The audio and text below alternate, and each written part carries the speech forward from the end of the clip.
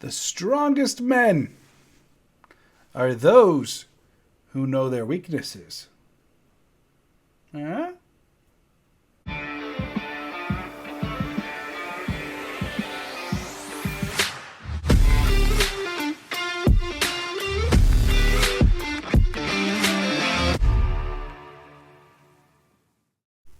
What's up, everybody? Welcome to another episode of Lombardi Time Brews. I'm your host, John Delray. Yeah, slightly different angle today, changing things up ever so little, seeing if we can make some better tweaks for video here at Lombardi Time Brews. Today, we are talking over the weaknesses of the Packer roster as I see them right now. Now, the other day, we talked over what are the strengths. What is this team projected to do very well? Well, of course, the other side of the coin is what are they projected to do not very well. And some of these things are things that we've seen now for years. Some of these are not new problems, be them issues with how they're coached or how Brian Gutekunst finds players, whatever. We know we can identify these things as weaknesses of the 2023 Green Bay Packers unless something changes between now and when some games are played.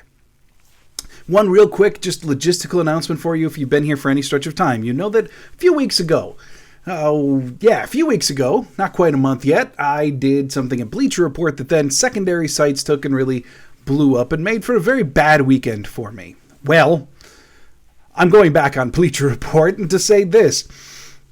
I am doing a stream with them later today. Quite possibly this video may get published after that stream is done, but they leave their streams up for a few days, so if you have the Bleacher Report app and you want to check it out, by all means, feel free.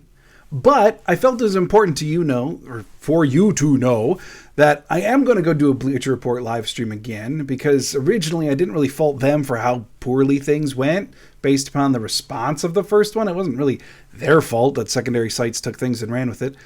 But also because I kind of put some limitations on with them. You know, when we were talking about what should the topic be, I said it needs to be fact-based, needs to be news-based, it needs to reflect what I do here on Lombardi Time Brews.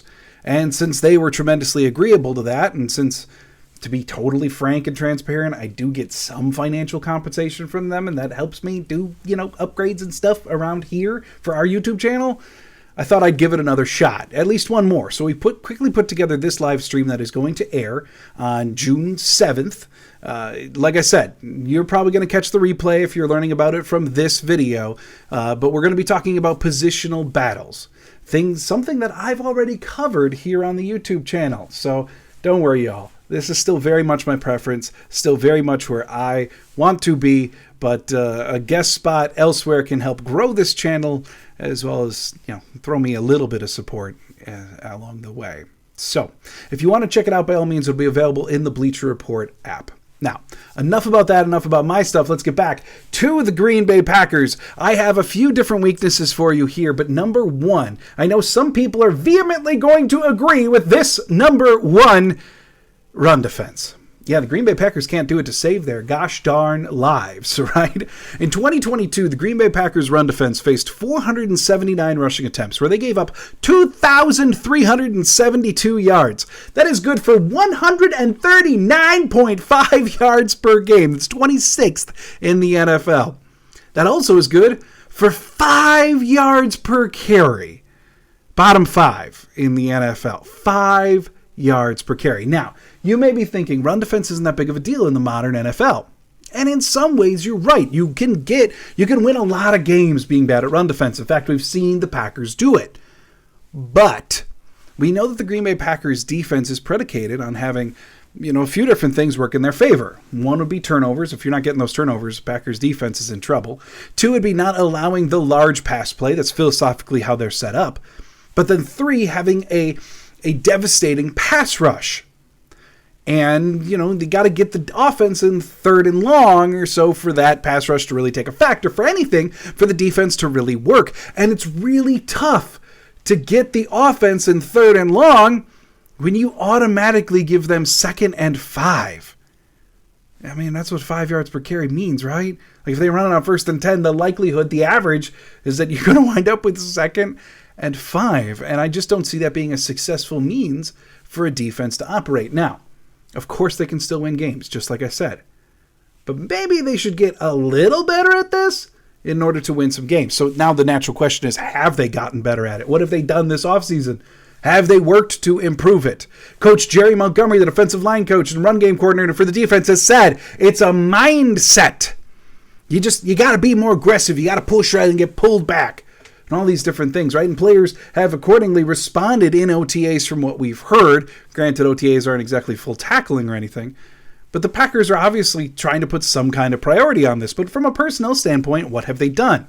Well, defensive line is, of course, your first line of defense against the run, and we have two new starters there. Out is Dean Lowry. Out is Jaron Reed. In is two younger players, TJ Slayton and Devontae Wyatt.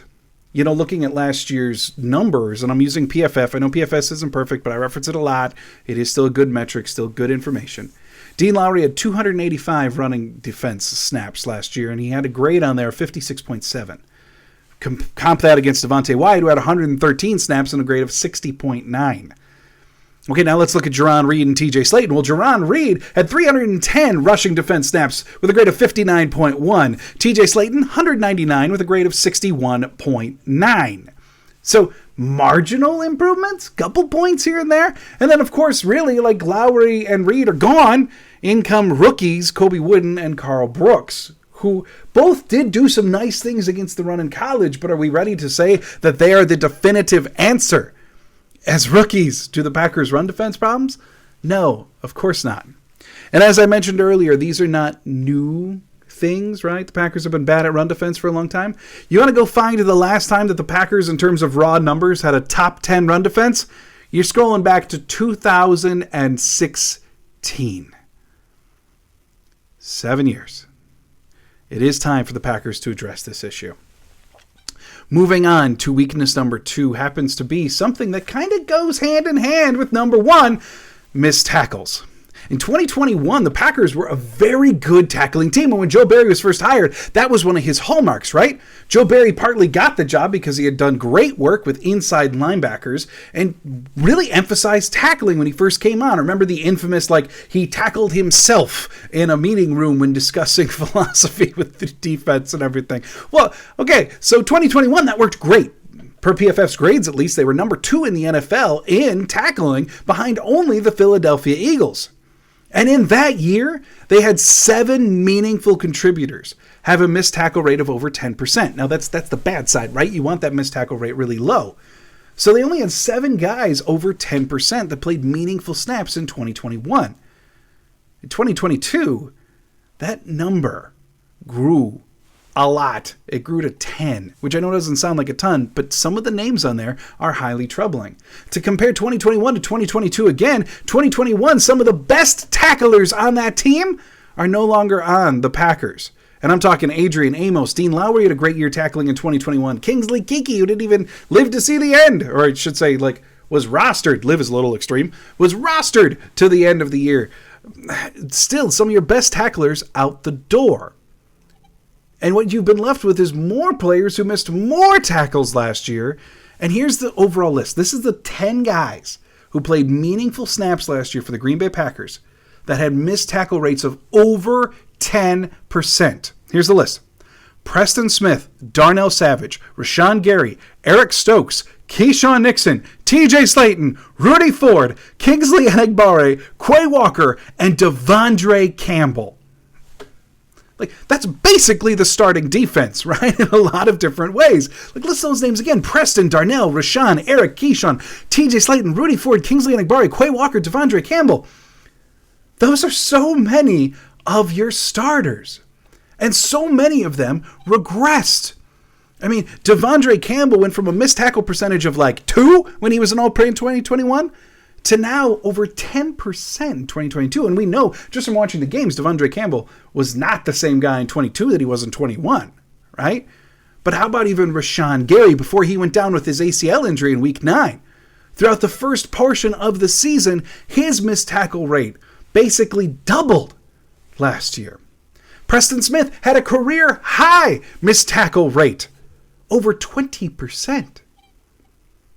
So I'm not sure when there's this many guys on your defensive roster who have tackle rates over 10% or missed tackle rates, that you can say that you're bound to be a good tackling defense, especially considering that some of these players are in line for more playing time this year. Could very well be Rudy Ford. Keyshawn Nixon might get more snaps. TJ Slayton almost certainly will get more snaps. So what needs to happen ultimately is from the coordinator side, from the coaching side, from the player side, because this is on them. Maybe Montgomery was right. Maybe it is a mindset, except maybe it doesn't apply just to run defense. Maybe it just applies to tackling as well. And they have made a couple of personnel moves that may help address this. I mean, we've covered how Jonathan Owens was one of the finest tackling safeties in the NFL last year. Well, he stands in line. He's in the competition to get a starting safety job. Could help, right? A few of the rookies that they brought in have had very good collegiate track records of being strong tacklers. So maybe that'll help as well. But still, if you're asking me to look at this team, say, what is a weakness? Let's take a look at the status quo. Let's assume similar things year over year, right? Until we see otherwise. This is not a good tackling unit yet. Weakness number 3. And I don't need to go on about this one a ton because we know. But overall, just the position, safety. Yeah, there seems to be one guy guaranteed a starting job at the safety position right now, and he happens to be a guy who lost the job halfway through the year last year.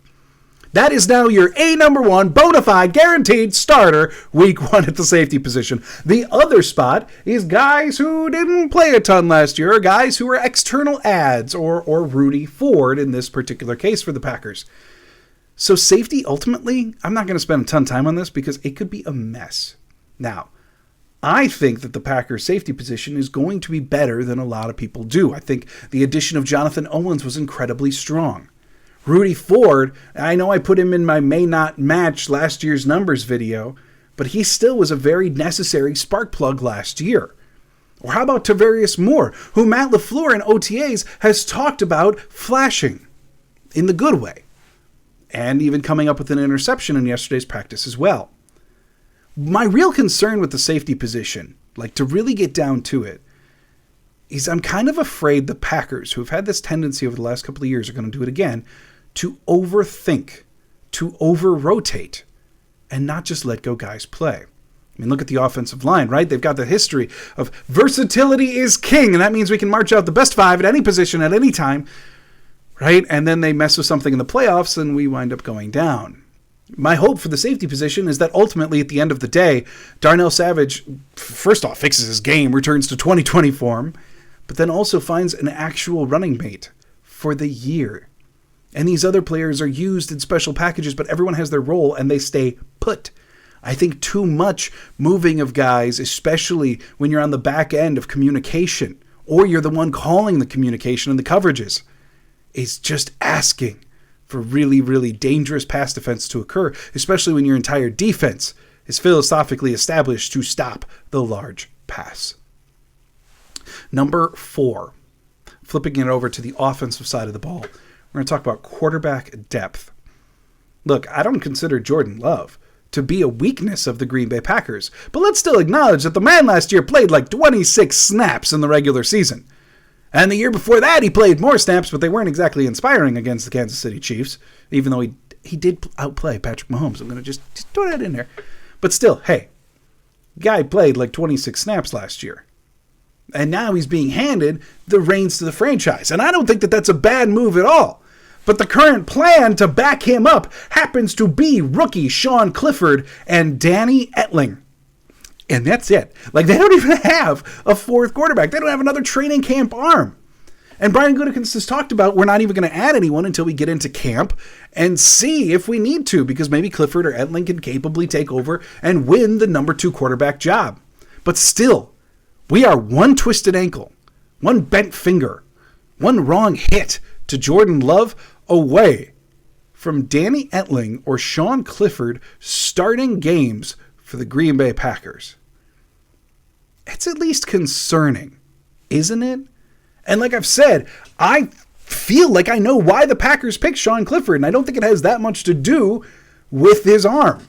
I think it has a lot to do with the fact that he's incredibly intelligent. He's been a great leader. He's been a captain the last 6 years of his life, no matter where he's been. But it's still a weakness to say that these are your backups. And even if they are incredibly smart, even if they're much wiser than their age, Sean Clifford has not played in the NFL. Danny Etling's been around, but he also hasn't played much either. And they're the guys who are offering tutelage to your young franchise quarterback. Now, they may not go get some great veteran, but still, the days are gone. We're trying to get away from all of this quarterback worship, right? Where it's Rodgers and company. They're trying to return to, or like it used to be, right? A slight sidetrack here with Favre and company. It's like the Packers way. And some of that just happens when you have this savior quarterback, right? But Packers are trying to return to being the rounded football team of the Green Bay Packers. And it just feels a little uninspiring because it used to be, hey, we don't really have to have a backup for Rodgers because if he goes down, the season is tanked anyway. They seem to be instilling the same kind of thing with Jordan Love. If Love goes down, the season's tanked anyway. Well, there are some things you could do to help that out, right? This is definitely a weakness. And then last, weakness number 5. Just take a look at the offense. This is a great, great thing. It's also a weakness. And I talked about it in the strengths, the athleticism, the youth. Youth is a weakness, too. I think we all can acknowledge that. Being young is both wonderful and terrible all at the same time. And it's no different on the football field. Let me just rattle off the starting ages of the Packers' presumed starting offense. 31, 27, 24, 25, 24, 24, 23, 23, 24, 28. Holy Lord, that is a young group, right? And with that is going to come mental errors or reading a defense wrong. Or like what happened in OTAs yesterday, Jordan Love had a very good practice throughout the day from everything that I read. But then at the end of the day, just kind of made an effort throw across the middle of the field, right? He just kind of got back, no one was open, and then he just slung it, said screw it, and just chucked it across the middle field, and it was picked. I hate to tell you, but that's going to happen sometimes in the regular season too. And it's going to happen where even Christian Watson, the budding superstar to be, or Romeo Doubs has got all the chemistry in the world from Jordan Love that we keep on hearing about from OTAs. They're going to mess up. They're going to run the wrong route. They're going to run the wrong way. They're going to drop passes. We're going to watch replays and we're going to say, Love, what you doing? Throw it to the guy who's open. No, less like we did with the old quarterback, but still. The truth is, they're going to make mistakes. And look at the tight end position. Historically, the tight end position is rough on rookies. They have so much to learn. They got to learn about the blocking assignments in the run game. They got to learn their route tree. They got to get in with the quarterback. Tight end is one of the hardest positions to play for a rookie. And we're putting a whole lot of eggs in the basket that is Luke Musgrave and Tucker Kraft. So, is it exciting? Absolutely. Is it a weakness? We'd be naive to say it's not. To some degree.